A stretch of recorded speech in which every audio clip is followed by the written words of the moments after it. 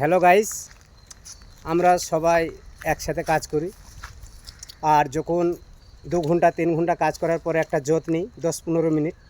সেই 15 মিনিটের মধ্যে আমরা কি করি, আমাদের কাজের সাইডে একটা জাম গাছ আছে, সেখানে আমরা জাম খাই। আর যে গাছটায় যা জাম আছে সে মানে মুখের ভাষায় বলা যাবে না, বেখিটকালি মানে জাম, এত জাম। আর এই জামের গাছটার নাম হয়েছে বিলাতি গাছ, মানে বিদেশি জাম। জামের সাইজ যেমন আলু হয় না, আলুর মতন মোটা মোটা জাম। এই যে খাচ্ছে সব, দেখেছো? এই যে এই যে এই যে সবাই খাচ্ছে। এই যে জামটা দেখাও ভাই, জামটা দেখাও ভাই। হ্যাঁ, এই যে জাম, এই যে দেখছো, এই জাম। আমরা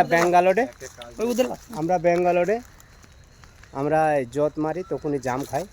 আর আরেকটা জিনিস তোমাদেরকে বলছি, বললে হয়তো তোমরা,